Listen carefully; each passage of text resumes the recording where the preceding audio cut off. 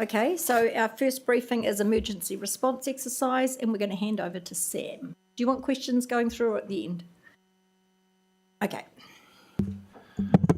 Morena Koto, nice to see you all again. Through the Mayor, I will take the document as read, so this would be a fairly quick update from myself and then open to questions and commentary.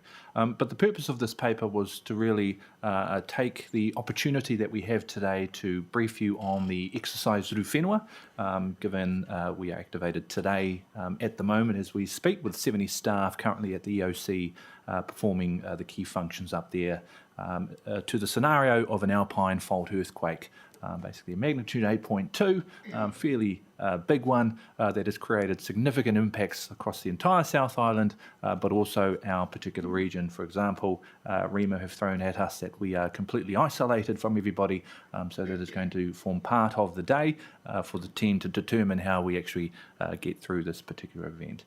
What this also provides an opportunity for is to highlight the training space for us in the emergency management environment.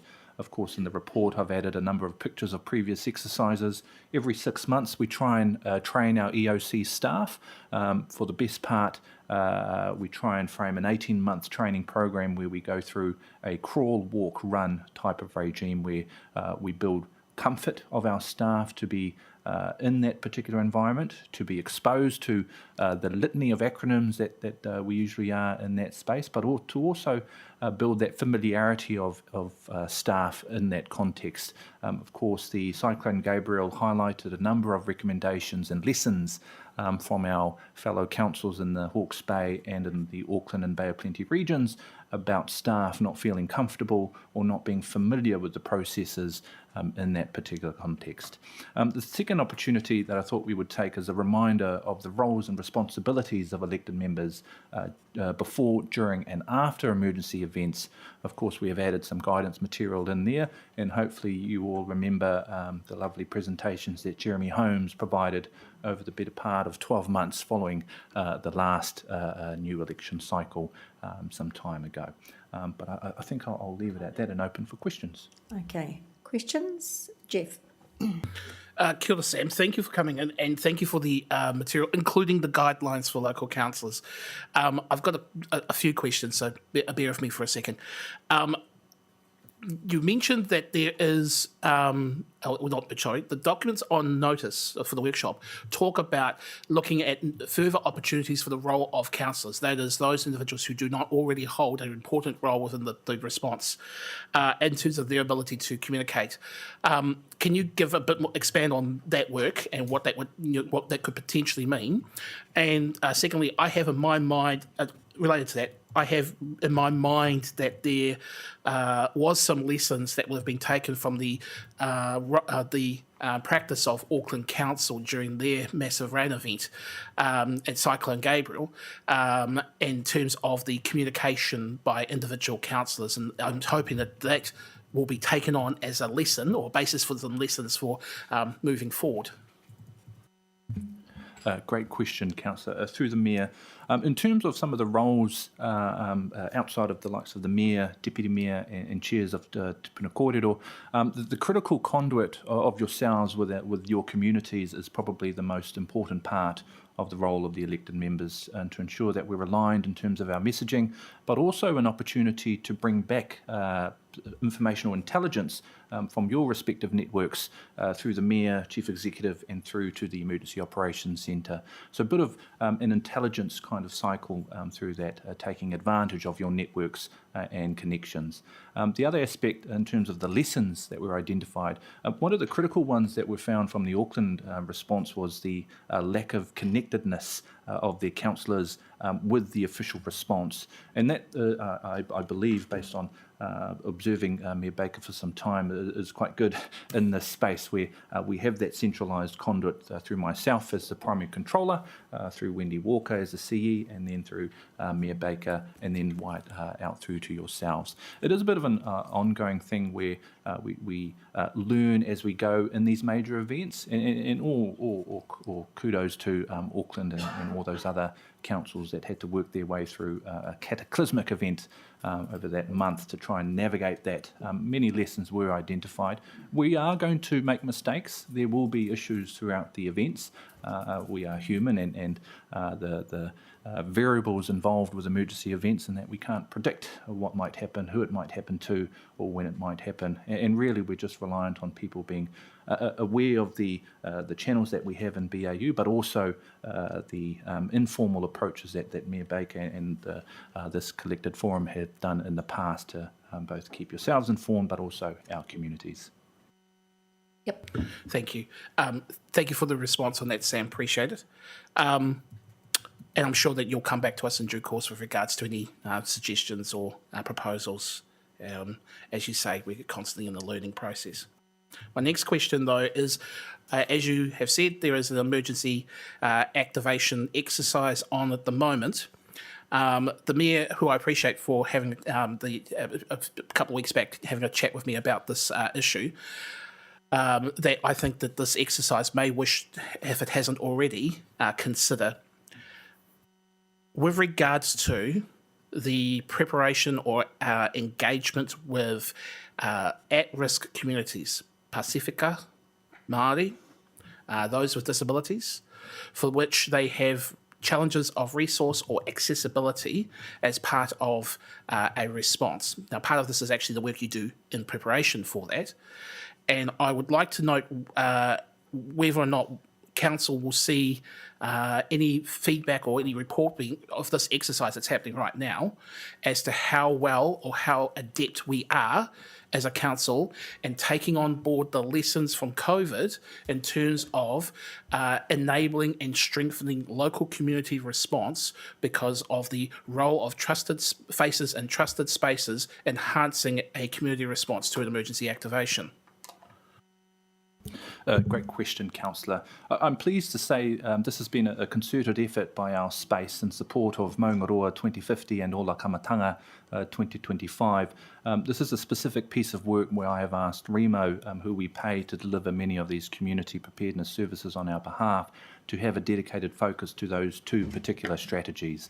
I'll take note of the desire to get feedback or a report back on the exercise and some of your questions of how well prepared we are in some of those at-risk communities. I'm pleased to say Whetu Bennett, who is our Community Resilience Advisor, and I hope works with many of you through the course of his engagements, is the lead in this space, and I will ask him for updates where that might lead.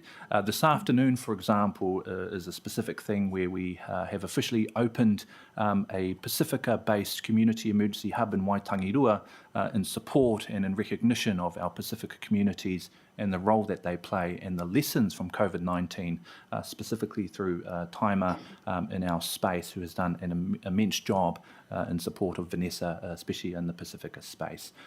Also, from a Māori point of view, Ngāti Toa have been extremely engaged in emergency management through one of their own, Hinemoa Kātini, but of course working with Whetu Bennett on building resilience at maraes, but also in our space to support maraes with the likes of water tanks in supporting that infrastructure, but also bringing them into the loop with our exercise today as an example for through a newly established function called Tākai Here, which is basically the conduit between the official response and the likes of Ngāti Toa, but also our Pacific communities through Taima. Thank you. One last question. And note that before I get into that question, I am quite interested to hear more about Tākai Here as well.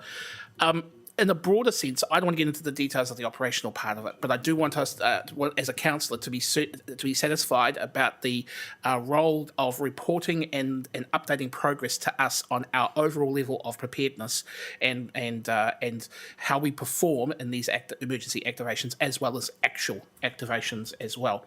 So, what do we have as mechanisms, either currently or looking forward, in terms of being able to provide consistent report backs around the progress on these types of issues, so that I can feel satisfied that we are meeting, making those adjustments and learning those lessons?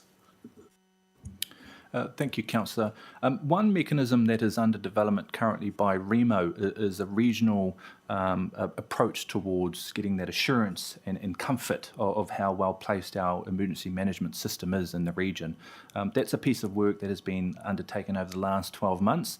We do have a number of reports that have been developed over the last few weeks that identify our capabilities as a region against the National Emergency Management Agency's criteria for how well, or basically a maturity model for each of the regions. We used to do this every 5 years. It has just been recently done, so we will be sure to share this through our executive and wider rōpū. It is something that we have considered locally as well, how we tell that story to the likes of yourselves and our executive on how well placed we are, as there have been many questions from various agencies on the state of play of our readiness, not just as a community, which this new reporting does provide in terms of community emergency hub engagement, the level of community preparedness. I'm not sure if people heard on the radio last week that it is another year where nationally our preparedness has gone down. So there are these things on the horizon as well. So I'll be sure to figure out how to weave this back through to these forums. Thank you. No more questions. Mike? Yeah, thanks, Sam. So these the biggest problem we've got is apathy in the community, isn't it? It's with people not expecting anything to happen and so doing nothing. And that's probably our role as councillors there, is to keep those people informed. This exercise today is talking about the potential for an alpine fault rupture, which apparently we're well overdue for. Every 300 years or something it's supposed to happen. But the alpine fault is actually connected with Hikurangi's subduction zone as well. So it's going to affect here and it's going to cause tsunamis as well. Is that part of the exercises? Great question. Originally, they did have tsunami as part of it. The region pleaded to make it a little less intense, given this is the first time that every single EOC and the regional ECC has activated at the same time, so we're all playing today. But it is part of the scenario. Yes, you are correct, but not today's particular exercise. Oh, that's cool. What worries me is that the potential for an 8.2 there on the Alpine Fault is going to affect here as well. And with our EOC placed right on the Ohario fault line, do we have a backup plan for moving that away from there? Great question. Thankfully, we do have a backup plan. We have deployable capabilities to enable a mobile emergency operations centre, but the reassurance I'll provide is that building is designed to withstand a big one. An 8.2 will shake it, it will rock it, but the fact that it is an IL4 building, importance level 4, with seismic restraints that enable it to last through these sorts of events, I'm quite comfortable that this particular scenario we would be okay. But a big one, Hikurangi subduction fault one, will be a very different story. But we do have plans in place, and this facility is designed for these seismic events. And the last question, the emergency water supplies that we have around the city, how often are they tested? The last test that we had for the emergency water tanks was in when we undertook an exercise at Ngāti Toa Domain, where we invited the Plimerton Residents Association to come and observe how the emergency water tanks are opened and tested. We generally test those every 2 years. We will pick a particular community, invite the Residents Association and or its community hub members to observe how they operate, but also to play a part in how easy it is to open those things up. And again, part of providing that reassurance to community, but also enabling them a bit more that when the big one does come, at least some in our community are aware of not only where these things are, but also how to open them and operate them. Okay, 3 from me, Sam. We've got mobile, but it's all over there, and our bridges are likely to go. So how are you going to get it on the other side of the city, where most of the residents are? A great question, Mayor Baker. That's a particular scenario that we haven't delved into yet. The other factor that we have to consider is also the distribution of our people. Not everyone lives in the northeast west of the city, so that is something that we're quite cognizant of. We do have the ability to open up a number of schools around the district, however, so that is part of our arrangements. And part of the work that the team have done over the last few years is to distribute our critical equipment away from the EOC and into the islands that is part of the major earthquake model. So if people are familiar with the 3 islands of Porirua, we're Porirua East, West and Porirua North. So we are quite lucky where we have distributed critical equipment to each of those 3 islands to help. It won't solve the problems, but we're at least better prepared than what we were before, having it all at Elsden, Takapuahia. Okay, so is it time to have another comms drive on our water tanks? Because people rushed out last year when we had water restrictions, and they say the restrictions aren't as bad, but actually we should be pushing them for an earthquake. So could our comms team push those? Have we got them in stock to start with before you push them? But, they fit in the back of a car or we can deliver them, but I think we should be doing that again. And my third question was the emergency water supply in Pawahatanui. I've done it again for you, Councillor Waddle, I'm terribly sorry. Was going to be moved at Belmont Road. They said that, when is that going to be moved? Because it's still sitting there, but they say it's not drinkable and not usable. I've heard it's going to be moved 6 months ago and it's still sitting there. So actually, how bad is it and when will it get moved?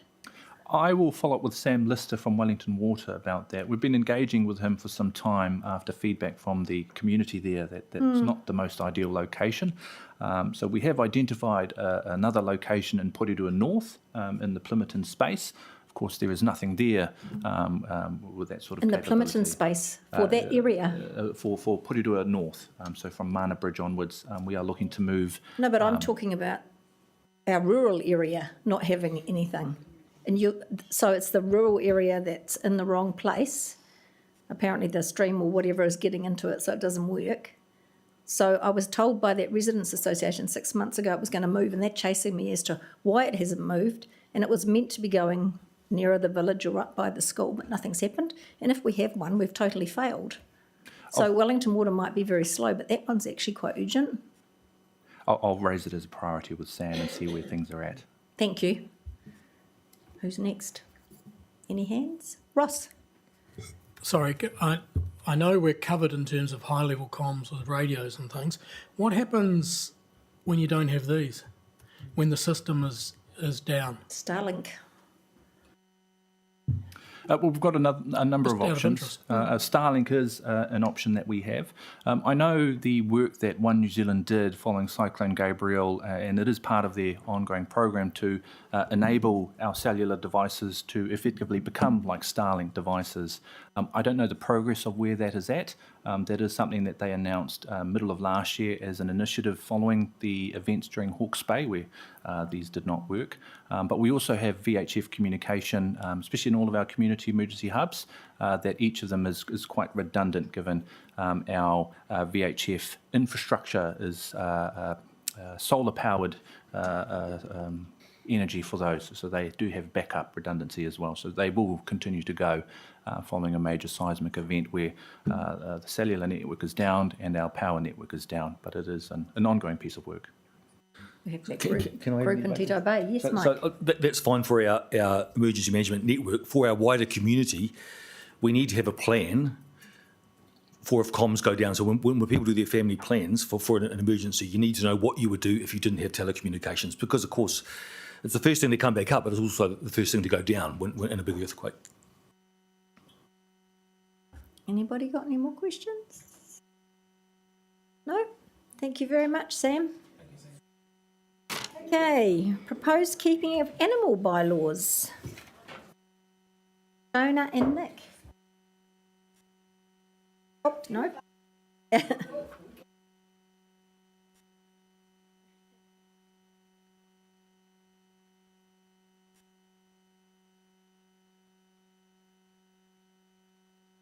Okay, do you want questions at the end or going forward? Going through is perfectly fine, yeah. So, we thought we'd start with a cute photo. And they're not cute when we get complaints. We know. So with me today, I have Shona in the policy team who's put together the draft bylaw, and Marina in our bylaws team, because of course her team is on the ground. There's a lot of nuances in this detail, so important that we develop this alongside her team. Right. Okay, so why we have the bylaw? Well, It's a little bit different than the Dog Control Act in that we have less legislation that supports us to enforce these things. So unlike the Dog Control Act, we're not actively going out and ensuring that things in this bylaw are happening. For example, we won't visit every house and check the number of chickens that they might have. We do rely on complaints. However, the bylaw itself does set some guidelines about good animal keeping practices. So just to be clear on that. Roosters. So why are we reviewing? Well, a couple of reasons. So past on based experiences and efficiencies of resolving issues, we realised that we need some stronger provisions against nuisance. So nuisance is quite a tricky thing because something might be a nuisance for one person but not a nuisance for another. So important that we really went into that in a little bit more detail. And again, some clearer enforcement pathways. So we'll go into this in more detail, but giving officers more tools and more guidance to respond in a timely way.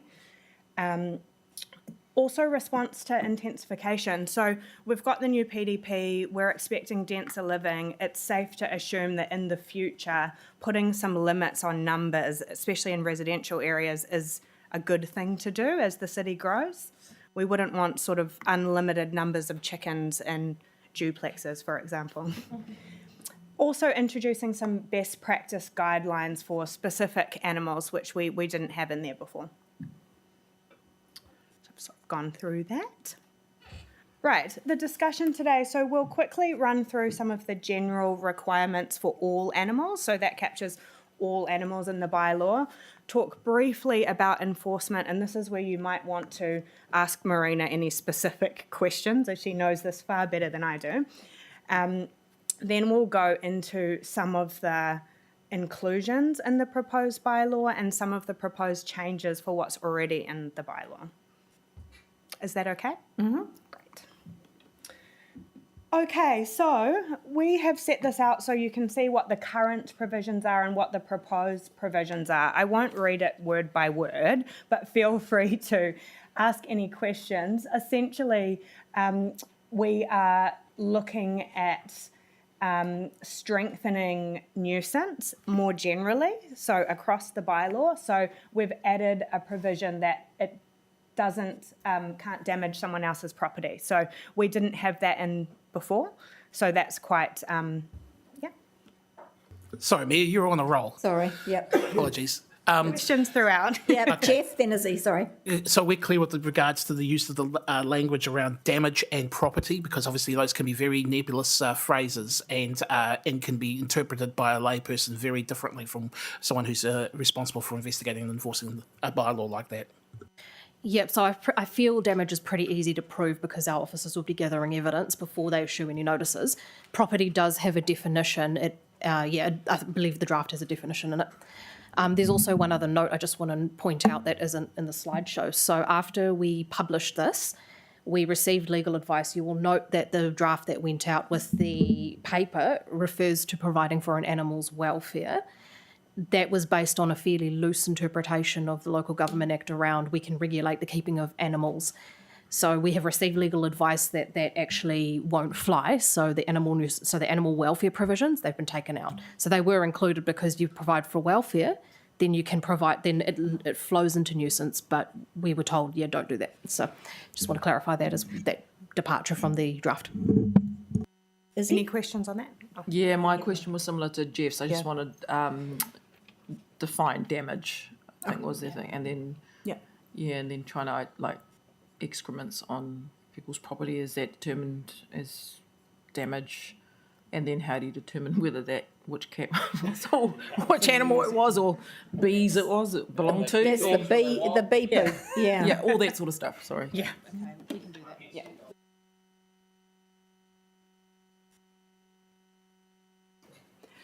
Okay, so the requirement to keep animals contained stays the same. So obviously, except for bees and cats, because that's very challenging to do. Yes, I think so. So again, on enforcement more generally, so the definitions around that were quite vague. So you can see I've bolded the word may. So we may do certain things. That was quite challenging in terms of proving a nuisance, as an example, and the evidence that the officers had to gather to prove that something was a nuisance and then take action. So what we're proposing now is that officers can issue a notice if they believe the bylaw has been breached. So that could be any of the provisions in the bylaw breached, rather than more generally having to prove that something is a nuisance. Is there anything else that you want to add to that, Marina? Yeah, no, sorry. So the only thing that I wanted to add there is that the importance of being able to have this proposed provision would cut down our investigation time considerably, because currently it's just too lengthy, and I think a lot of issues can be resolved a lot quicker. But because of what the current provisions allow, it's all we have to sort of act upon, and the proposed provisions will allow us to sort of bring that faster, I guess, bring it up to speed, and also allow us to action it a lot in a more faster way to not only help resolve some of the issues that are in front of us, but also be able to help us work with the owners of the animals, as well as and also keep the complainants sort of educated and take them along that journey with us, because currently it's sort of we're in the middle.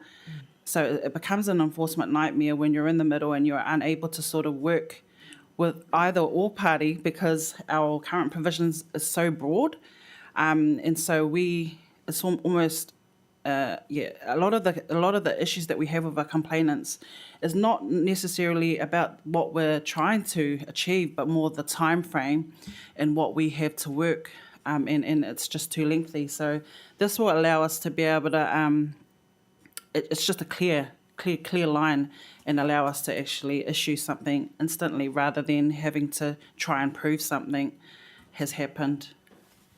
Did that answer your question, Izzy?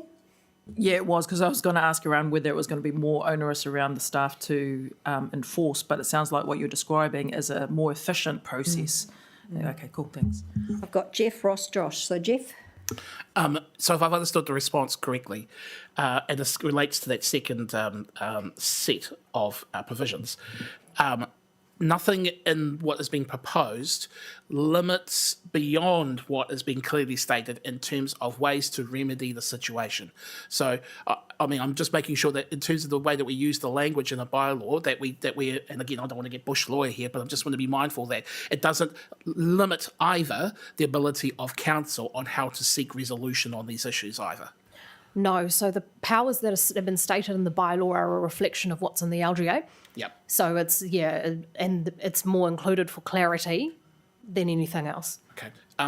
Secondly, in regards to these provisions, are there any insights from other councils in terms of how they utilise their bylaws that we have taken as a lesson in terms of the this potential review? Right. So can't answer that. I can answer it for a couple of animals, but not all of them, because it's quite a broad question. I will say in terms of, for example, cats, it's used as more an educational measure.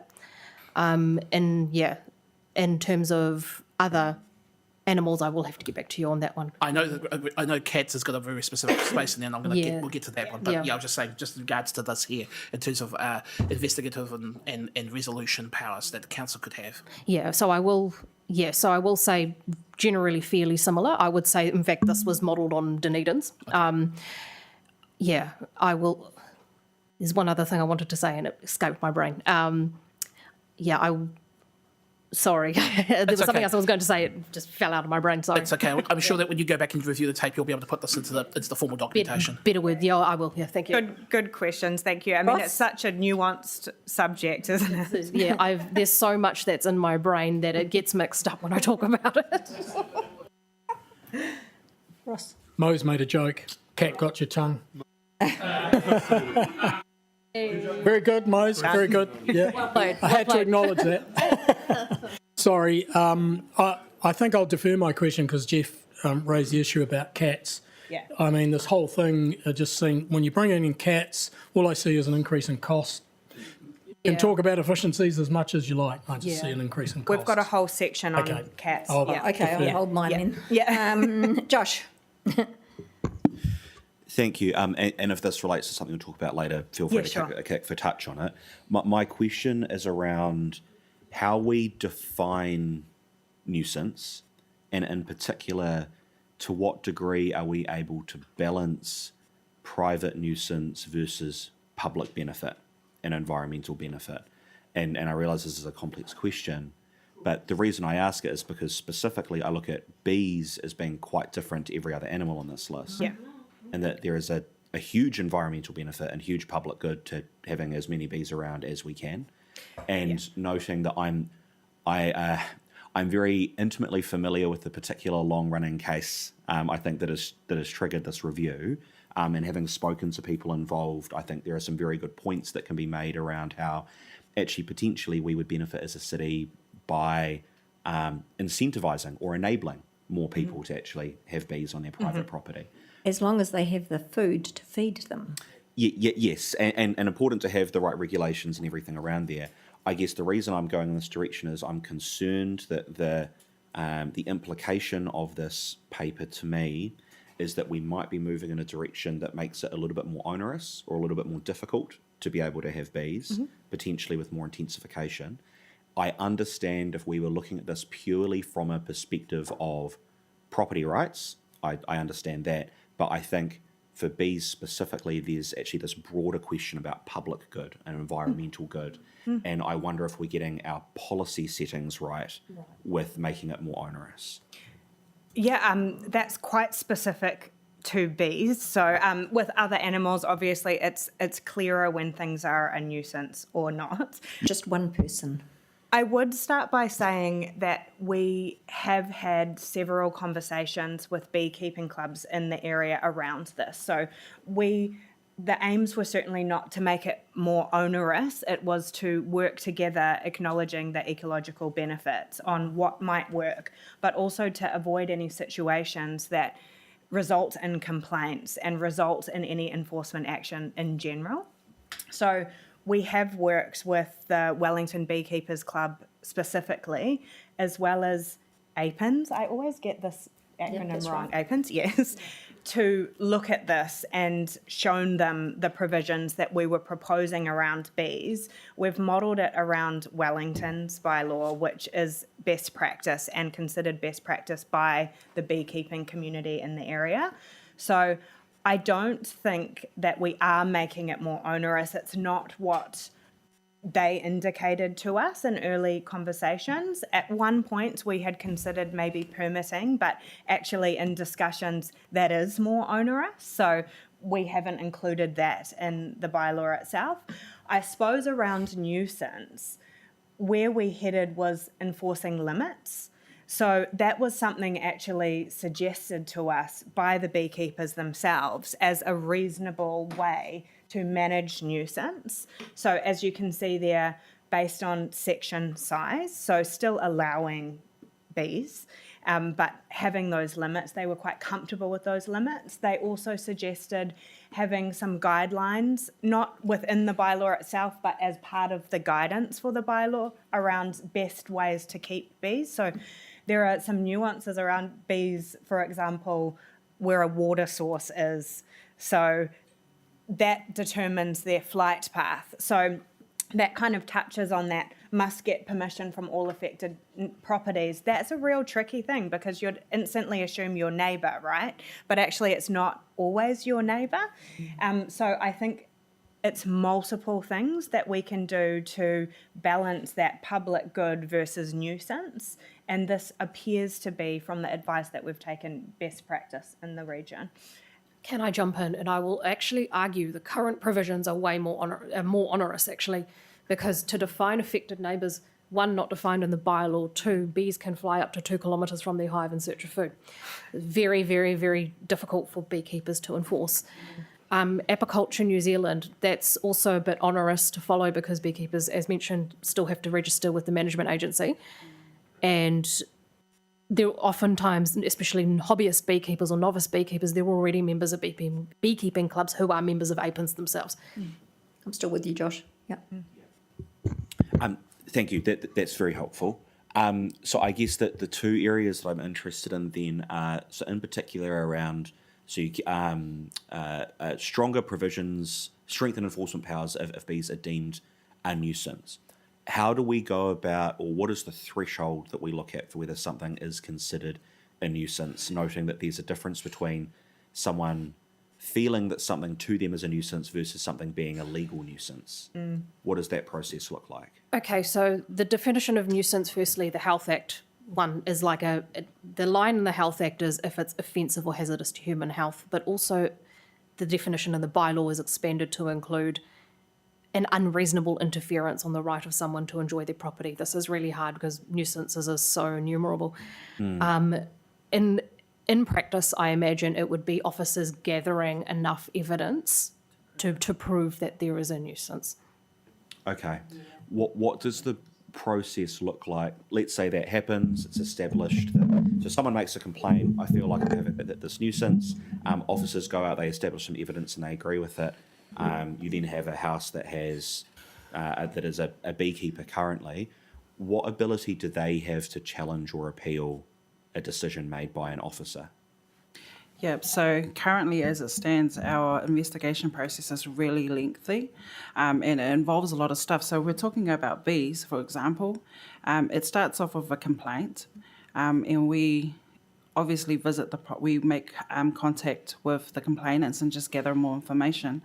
And then we have to, because we don't have visibility of what hives are in the area, because we used to have a register in the past, we were able to see that, but now we don't.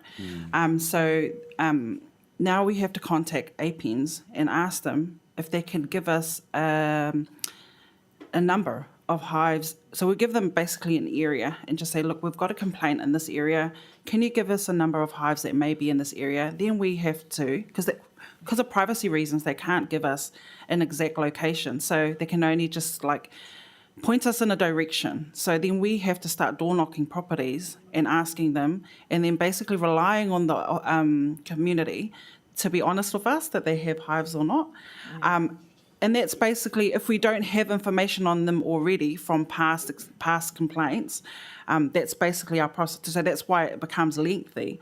So until we get notice of a property potentially having hives, then we have to door knock that property and then ask that question if they actually have hives. And if they say yes, we ask to inspect the hives. And then it's from there that we determine obviously the size of the hives and then their location. And then until we've sort of surveyed the whole area, that may be, because from the complainant's property, we sort of do that whole 2-kilometre radius type scenario, and that's basically the information we pass over to APINs, and they will say, okay, we know of 3 hives in that area. Yeah. So then we have the hard job of trying to find out who the 3 hives are in the area, and we rely on the community to give us any form of indication of properties that we can actually go to. Once we get that information, we start our process of, okay, from the complainant's property, we assess what the nuisance factor is, and majority is the bee poo. And so we take our photographs, we ask them, because it's not just about the quantity, or we ask them, how is this a nuisance? How is this creating a nuisance to you as a homeowner? That's when we start getting all the things like, we have to constantly wash our windows, and it's very hard to get off. We have to use specialised chemicals. We have to pay window cleaners to come in. So there is a lot of stuff that we sort of gather. From that information that they give us, we have to make an assessment on, okay, is this affecting this person's ability to enjoy their space? And if we deem that it is, that's when we then start trying to find where the source of the issue is actually coming from. So, and there might be some cases we turn up to a property and they say, yeah, we've got some bee poo here, And we're like, okay, so give us a bit more information about how is this creating? I just don't like the sight of it. It's I have to look out of my windows. And so we make that decision at that time, like, okay, so how's this? So it's affecting them enjoying their space, but we also have to work with them and say, normally it sort of resolves itself when we sort of educate them around the need to have bees in the area and whether this is an issue or not. And a lot of times it gets resolved. But then if you are in a situation where you have a whole lot of hives in a specific area, it can create nuisance factor, not just to one property, but to a lot. So there's a lot of things that we have to take into consideration when we're having to make our officers and recommendation, especially to remove hives from an area. And all these different factors play a big part in our report because we have to sort of it's that balancing act on, is it okay, is it not okay, isn't it really an issue, or is this person just doesn't like the fact that there are bees in the area? So we have to make that judgment call depending on what we've been able to gather. Yeah. So again, a lot of the times we probably don't have enough information to make a full recommendation, but we can only make a recommendation based on the evidence that we've been able to gather by the people that are willing to share that with us. Thank you very much. And you actually preemptively answered my next question as well, which is very helpful. Thank you. So if I'm understanding that correctly, the presence of bee poo on a property in of itself isn't necessarily a nuisance, but if it's considered excessive by our enforcement officers, then it could potentially reach the threshold of a nuisance. Yes, that's okay, correct. cool. That's very helpful. Thank you very much. And sorry, my final question on this, just in relation to the specific change around limits on section size in suburban areas.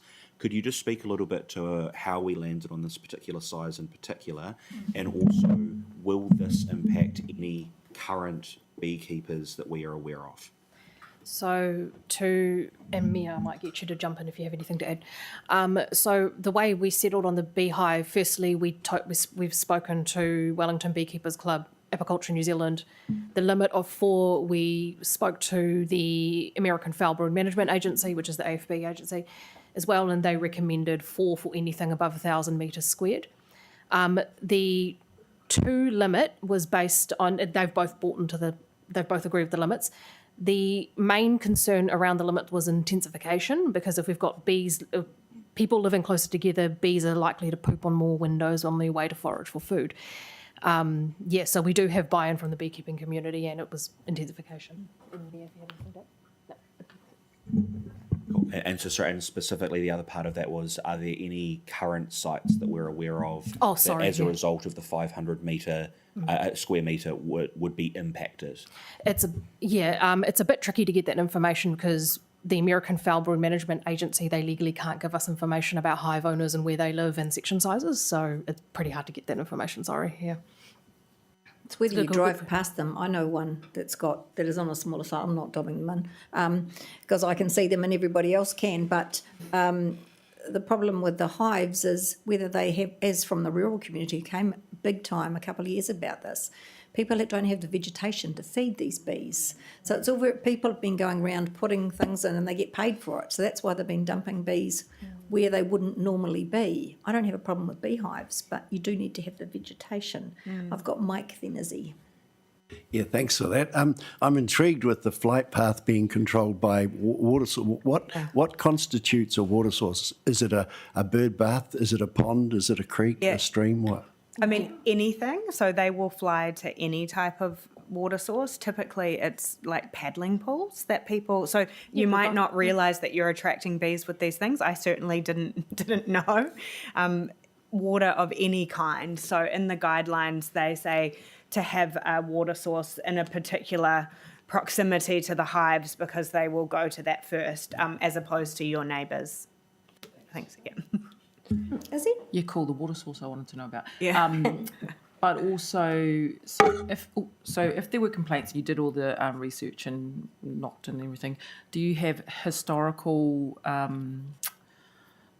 data on where those homes are? Yeah, we do now. And we, when they updated the bylaw, when the bylaw was updated last and we lost that visibility of the register, every complaint that we received and every owner that we knew of that had hives, we've collected that ourselves for future complaints, just to sort of help give us a guide of where to start, I guess, and that's sort of how that complaint that you were talking about before, that was, how that sort of, it was based on that information that we already had. Mike? Yeah. So do you have training in like beekeeping and that? Do you have all the gear to wear when you go and inspect these things? Yes. So we have some basic training around bees. Basically, the first step is how do you know you're dealing with a bee versus a wasp? Because that could be, they can be slightly or they're different. But if you're a new bylaws officer coming into the role, you wouldn't necessarily know the difference. So I guess if you don't know much about bees. So we do have training that we sort of, and that's sort of relied upon, I guess, the person that's sort of there the longest. But we also have material that's provided to the bylaws officer that has to sort of go through, and then we basically hands-on with them and take them through the investigations and any complaints that would come through. We do have a bee suit. We do have training around protecting ourselves when we do go on site and have to visit properties with beehives. I hope that answered your question. And I just want to add to that as well, the Wellington Beekeepers Club have offered to provide training as well. Yeah. Okay, so to round off the nuisance with bees, it's multiple things. So hopefully we're not in a situation where we actually have to prove nuisance. So the things that we've put in place there is limits. So we didn't have limits before. So that in itself will help. Also the guidelines around water. So that will help with flying over people's houses. And then the enforcement pathway on actually any breaches to the bylaw we can act on. So it doesn't have to be purely on nuisance, if that makes sense. So if they're not having the right limits, then we could act on that. We don't have to say that it's a nuisance. So, sorry, can I just add a little bit to that? So with the limits as well, that will help us from an enforcement perspective, because currently if we come across a beehive owner that has like 8 hives, there is a lot of hives, but we have to prove the nuisance currently, and that's quite lengthy. And how we've sort of gone through this, is through a staged approach. So we ask them to reduce it by a number that we think is okay, and then reassess, so that whole process starts all over again. So it could take a couple of years dealing with a complaint because of the way that our current provisions allow us to. So limits is quite important for us from an enforcement perspective, because it gives us a base of where to look and then make an assessment from there.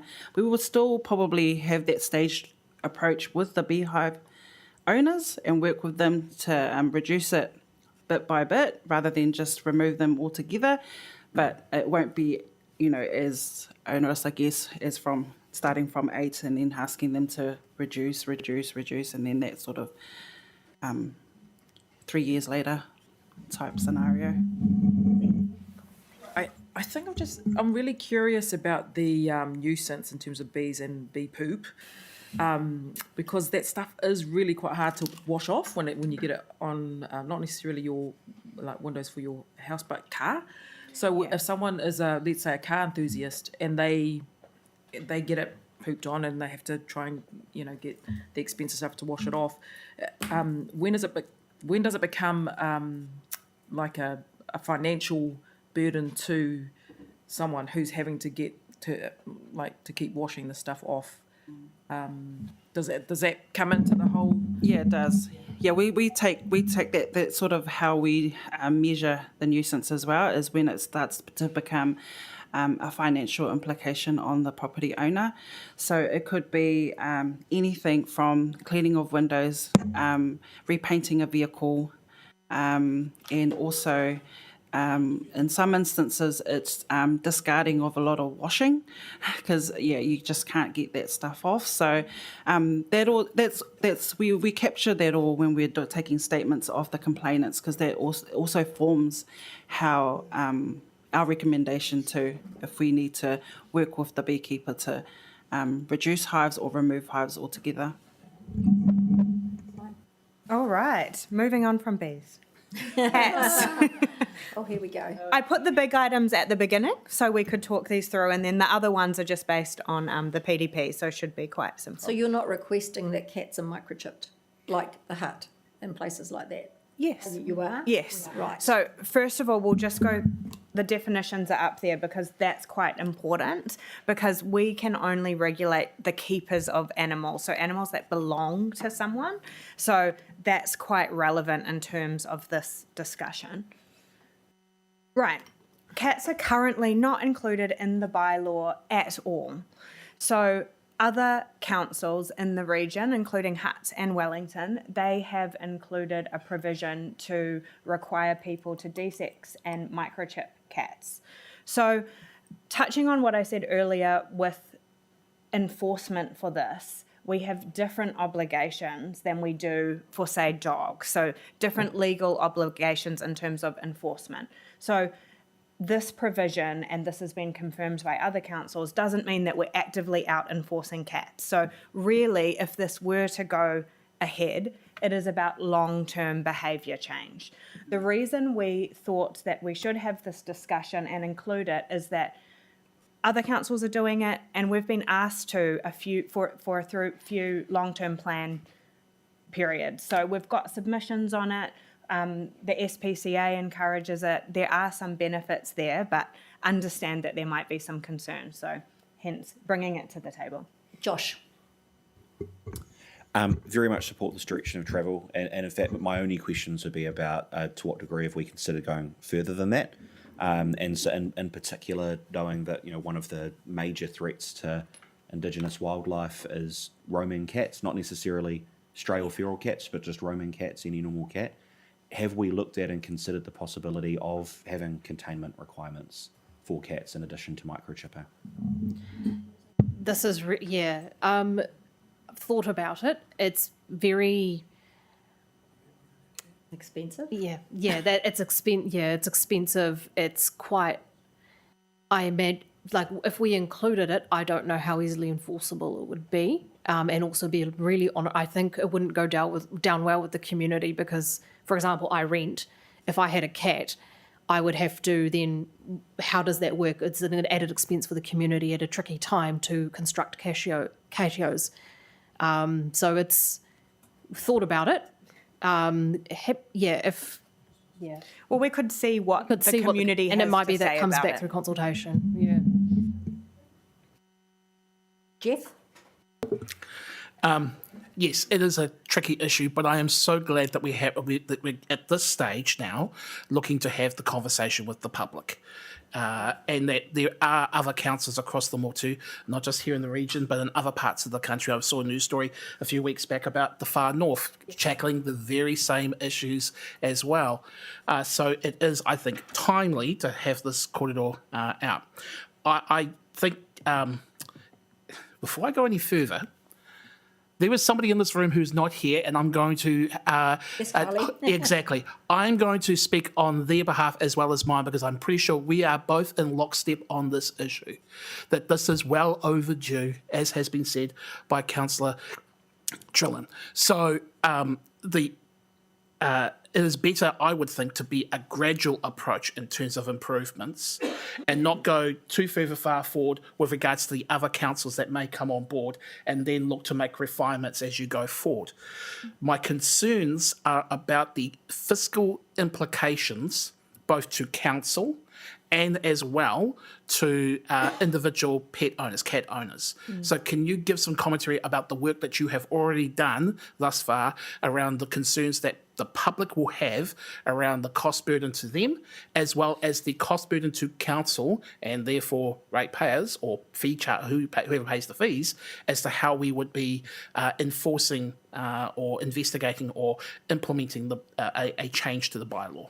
Yeah, so It is about voluntary compliance, actually, these changes to cats. So we wouldn't be actively going out and checking that animals were microchipped or desexed. So it's about behaviour change, setting some guidelines around what we expect is best practice to keep animals. So we would work closely with the SPCA and the likes, who are obviously very supportive of this. They do some discounted drives on these types of things. But again, it's voluntary compliance. Some people might not have an issue, or their cats are already desexed or microchips.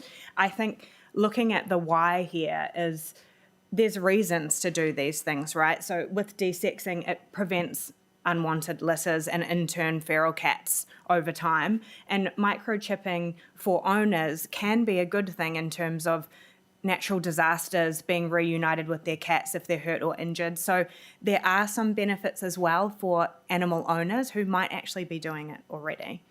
I will also just jump in to add that I am considering a delayed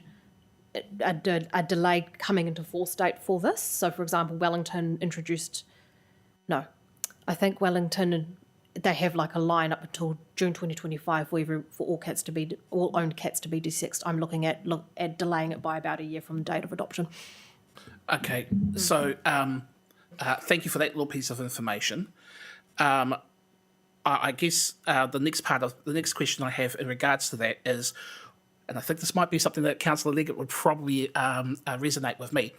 What is the likelihood of compliance with a voluntary requirement under a proposed bylaw change compared to what is effectively the current situation where individual owners can voluntarily choose to desex and microchip their cats? What analysis have you guys got on that? So will it make a difference is essentially the question that you're asking. Well, but rather than say it that way, I want to actually know, I want you to show you're working.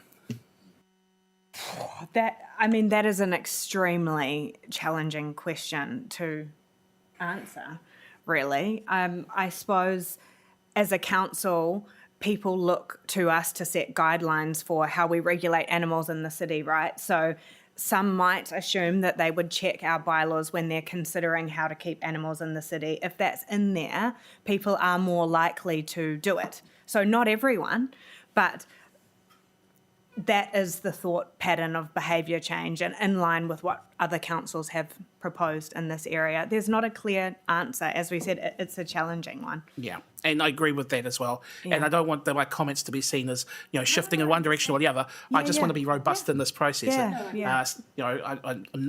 I wouldn't say that I'm dancing on the head of a pin because I think it is important.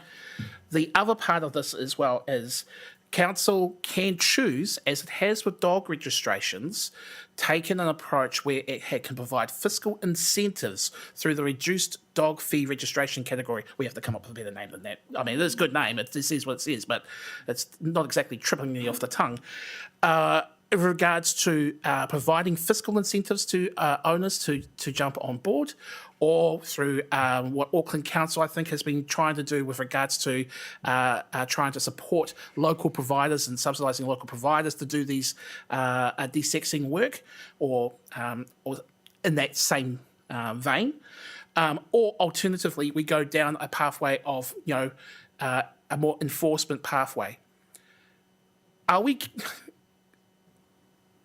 I guess the question I have is, while we want to go soft and be methodical about this, where does this proposed change give clarity to owners down the line about those two options being something that may be brought in the future, either one or the other or both? Okay. First off, I think this stage of the process is just testing it with our communities to gain feedback. So it's a gathering feedback information stage. I think through deliberations and the final recommendation, we will look into what that will look like. So what implementation will look like. As Shona mentioned, a delayed start gives us time to educate, work through some of the specifics. So at this point, I don't have a definitive answer for you, except that we'll give ourselves time, we'll educate the public if that's the way that we go. But the first thing is to gain feedback from the community. Cool. I'm going to wait till sheep. It looks like we're going. It looks like we're going alphabetically through the animals, so it's okay. Cool. Ross. Thanks. When I look at this, I think, I mean, you're right, Jeff. I'm going to say, what difference will this make in terms of regulation, particularly around the whole cat area? Most good cat owners, many cat owners, get their cats desexed and they get them microchipped or whatever. I just worry that we're going to spend time and money for no good reason. Yes, Josh, I mean, I agree, environmentally cats are destructive or can be destructive. But, I just wonder whether we should be doing this. What are the results of Wellington and the Hut? I think we should wait till we do any introduction. I'm happy to go out for feedback because we know there'll be both sides of, yes, we're going to get rid of all cats and all the rest of it, and those that are more balanced probably. But I just, we could, a bit of education maybe, long-term behaviour change. I don't see it happening really. Cats are always going to be with us. People are going to either have their cats desexed because they want to, because they don't want the problem of having to get rid of, unnecessary litters. So, they do that sort of thing. And you can't stop cats from putting cats inside is just ridiculous. Cats go where they want to go anyway. And, if you look after them well, it's not usually very far. So go out for consultation, but I'm not convinced that we need to do anything in this area. Yeah, no, absolutely. Take your points. We thought we couldn't not include it for feedback given the other council stance and that the public have asked us to look into this, hence why we're raising it today. Josh? Right. So is the only reason we wouldn't enforce this cost? When you say enforce, that's quite broad. So So do you mean how do we checking enforce in-house? requirements? Yes, how do we enforce requirements that we have currently right now for dogs? We register them. Yeah. We don't register cats. So we don't register cats. It's Is that through not? different legislation. So we have different powers in terms of how we respond and what we have to enforce. So there's no Cat Control Act. So really any compliance is through voluntary compliance in a bylaw at this stage, unless it becomes a environmental health hazard and that's managed through the Health Act, is that correct? Yeah. Is there anything to stop us from requiring registration of cats and using that to fund compliance? So I guess the difference, it's already requiring, the current bylaw requires registration with the companion animals register. You're saying is there any benefit to us registering cats ourselves? Yeah. Yeah, to be honest, I can see from a cost perspective why that would work if we're charging people. I don't know if people will buy into it because they already have to do so with the companion. There's no supporting legislation for cats. There is supporting legislation for dogs. So there's provision for charging. Yeah. So it's. I don't think we could do it. I don't think we've sought legal advice on that, but I don't think we can. I don't think we have the ability to charge people. Yeah, I would be interested in knowing that for sure. Okay. And I think that the reason for it, I think it's a reasonable thing to talk about. So Forest and Bird reckons that pet cats alone, just pet cats, not stray cats, kill more than 1 million native birds a year. Like it's a huge problem. And we're trying to improve our biodiversity around Porirua as well. We talk a lot about responsible dog owners, and we have registration for that exact reason. I think it's a good regime that we use there.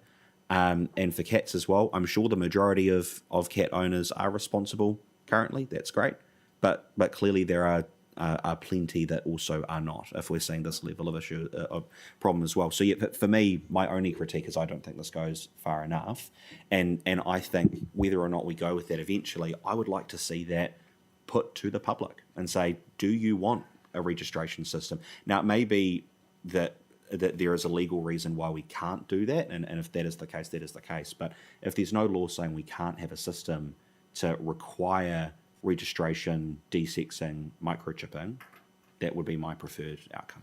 Another way to take rates off people is what they would say, and I'm sorry I can't support that, Josh. But I've got Kathleen, then Nathan, then Jeff.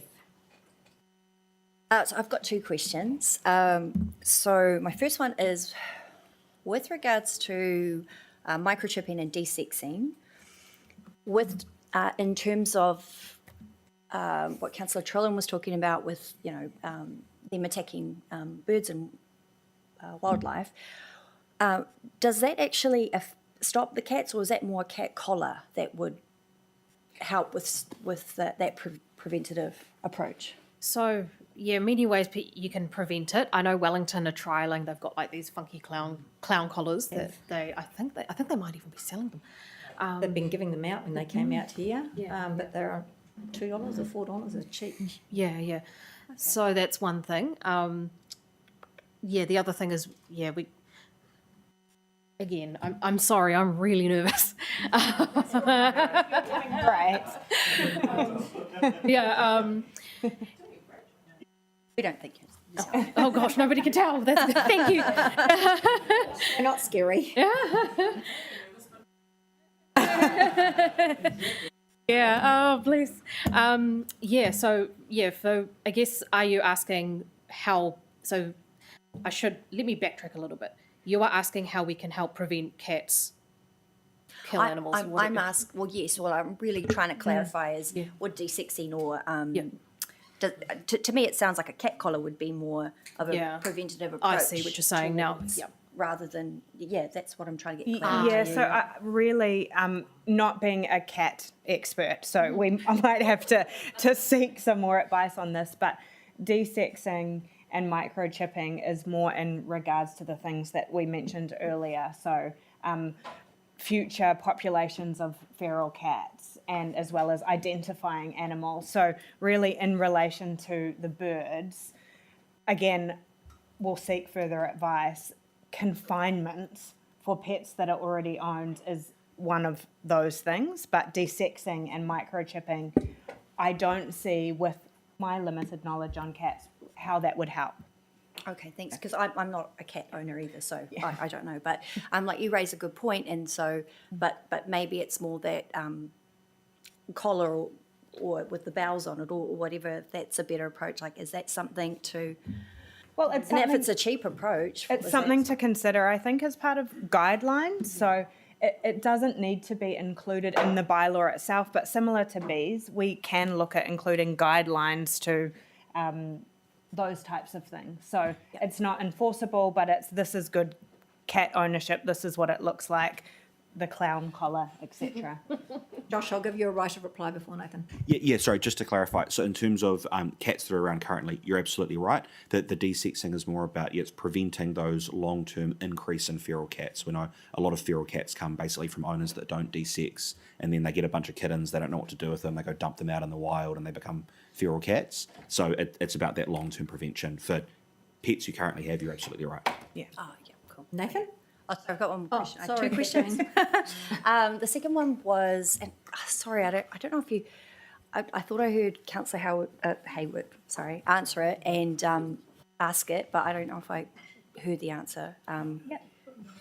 Just regarding our, what kind of costs would be put onto council with this sort of approach? Like, is it extra staff time to enforce it, or is there? So I'm not anticipating that there will be additional. I'll get you to jump in as well if you have anything to add. There will be no additional staff time. Our enforcement approach will not change. We do rely on complaints from the public to start with, and it may be that we put a little bit of existing staff time towards compiling resources and social media posts just for educational purposes. Okay, cool. Yeah, thanks. Nathan? As a proud cat owner, I'm horrified by this anti-cat propaganda. But I do agree. The cat. I understand the cat impact on our native ecosystem and our wildlife. But as a proud cat owner in Waitangerua, where I live, there is a real issue with the stray and feral cats in our neighbourhood. My lawn is a cat poo minefield on most days. My cat may have contributed to that, but it was always a minefield before the cat came into our life. And there are numerous strays, numerous litters of kittens that are coming through. And I think including cats in this bylaw is really important as a stepping stone to getting to whatever enforcement level or standards the community see fit for the city in the future around cats. I think, I'm not asking for confinement of cats, because then you're starting to look at trying to have an airlock on every door or window in the house in case the cat gets out one door, because they will find a way, they will get out, and it's a challenge. But I think starting with cats on this bylaw is absolutely important, and I think getting that desexing and microchipping over the line is really key to stopping what we have up in Waitangarua and around a lot of the eastern Porirua area, is the numerous cats that you may not see on a regular basis, but there will be hundreds of unaccounted for not non-pets. It's everywhere, but it's only been noticeable for me living in the east, because I don't recall ever having it growing up in Whitby, where I grew up. So I think it's a good step. So thank you. Jeff. It may help in terms of being able to give clarity, especially because there's a part of me that resonates with, and he's not the only one, the concerns around the risk that some cats can have to the broader biodiversity of the city. But as I understand it, even if there was some incident that was an attack by a cat on a bird, we're not going to have a special victims unit team dedicated to cats, nor could we, as part of investigation, pinpoint precisely the offending animal either. So so I guess enforcement becomes tricky in terms of trying to resolve from a public good argument how to curtail the behaviour that we're trying to deal with. I'm not wrong in saying that, right? I get a lot of nodding your heads there. The other thing I just want to double check as well, the New Zealand Companion Animal Register, there's no requirement for them to disclose that register to council, because for dogs, that's the same one that's used for dogs, and there's no requirement to disclose to council. So it would be consistent for both cats and dogs in that context, right? I will double check. That's a fair question. Let me double check that with them, but I'm assuming if it's the same for dogs, there's no logical reason why it's not the same for cats. Okay. That's all right. I want to ask a question about feral cats. Yeah. Because as far as I know, we don't do anything about them, but we have an awful lot of them around the city. Yeah, so with feral cats, they're not owned by anyone. So under the bylaw, it's not relevant. So hence, the only thing we can really do is the desexing to prevent future populations. How it plays out in practice, though, is council does receive complaints about feral cats. We work with the SPCA, who often actually take the lead in capturing these feral cats. Sometimes, most often, they desex them, but then they release them back into the wild. So they don't like to euthanize animals.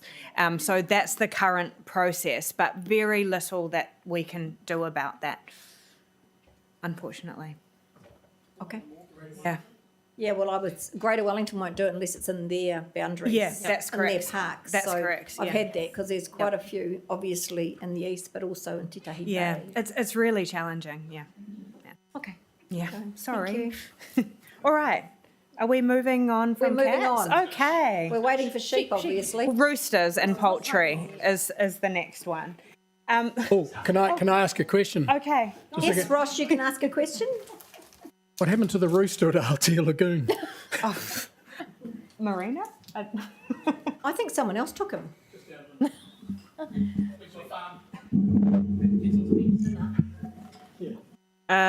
So we've relocated it to a farm. So we have close contact with one of the local farm owners who's happy to take any animals that we Pleased to hear it. Was getting quite friendly with people.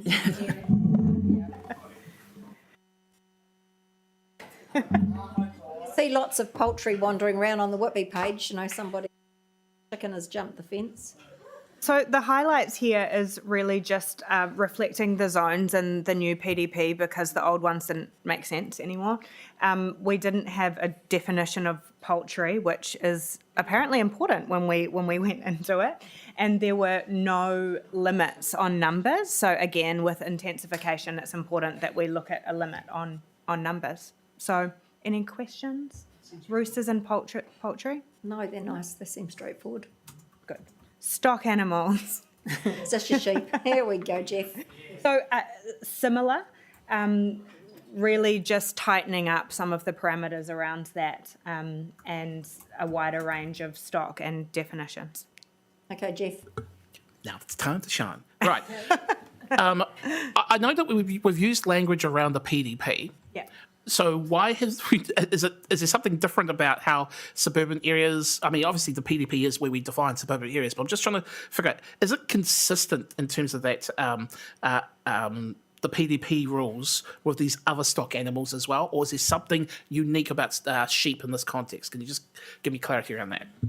That's one of the issues with the current bylaw. It has the wonderful distinction of inadvertently allowing sheep in suburban areas. It's now excluding sheep. I don't know why sheep were included. Yeah, I hope that answers your question. So again, just so I'm clear here, because obviously it says rabbits not permitted in the city centre, and the zones are updated to reflect PDP. So that's a different restriction area from, say, sheep. If I've got that, sorry, I sound like I'm going to be like iced tea in SVU now. So yeah. So just I'll do the question again to give you a moment. Yeah. So if I've understood this correctly, there are different restrictions, but they all relate to a zone that's defined in the PDP. Hence the reason why we're using PDPs. I shouldn't get alarmed when it says suburban areas. It's still going to be aligned to PDP. Yes, that's correct. Yeah. Sorry. Yeah. Sweet. Anything else on stock animals? Are we going to be really strict on those? Like we've gone from sheep in suburban areas to now being banned. When we have lamb and calf day, we have a number of little sheep, being looked after for 4 or 5 weeks. Are we going to stop that in our suburbs? Look, I don't imagine that those will generate complaints. I've had a few and I just thought, no, it's only for a few weeks. Okay. Yeah, look, absolutely. It's on a case-by-case basis. So, thank you. The little lambs make quite a bit of noise when they're hungry. I like them. I think they're cute. But I can't break the rules. Okay, so one more question. Oh, sorry. No, on this. Yes, cool. So I've just written notes here, engagement tactics. So who are you proactively going to approach? And I'm just wanted to check what our time frames are here. So we're talking basically back in March, late February, is that right? Yeah, we are, and we have looked at this. My team are going out with a number of regulatory things. So they each involve different stakeholders who we know quite well. So from an efficiency perspective, we wanted to run similar timeframes to have the same staff go to the same things and not have to do 12 events under the SCP. So that's one reason. With this, we have talked to a range of people already, so we do know the people that are quite invested in this and will provide feedback and will proactively go to them. So that includes people that have made complaints before and really want to see the shaping of this bylaw. It includes people that keep animals that have strong views on this, particularly the Wellington Beekeepers Club. As we've already gone through the draft with them, we'll work with them. So it's quite specific to specific stakeholders, but I'm sure that the wider city will have a view, particularly around cats as well. So anybody else? Thank you, ladies. That was great. Thank you. Oh, sorry, no, Izzy's got one. So that's going to run, the consultation will run alongside our other one that we okayed. Yeah, so at the moment we've got Freedom Camping, which is going out slightly earlier, but we also will have the local alcohol policy as well, which all is running at the same time over the summer period. Yeah, but a longer period of time. End of February, isn't it? Yeah. So, for example, for that. at things like the Pacific Night Market, we'll be able to say, hey, we're here and we're talking about this, and this as an example. Yeah, that's right. Well. Cool. That's right. All right. Okay, thank you, ladies. That was excellent. Thank you. And we're now all. going to Appreciate come the feedback. offline for our last one.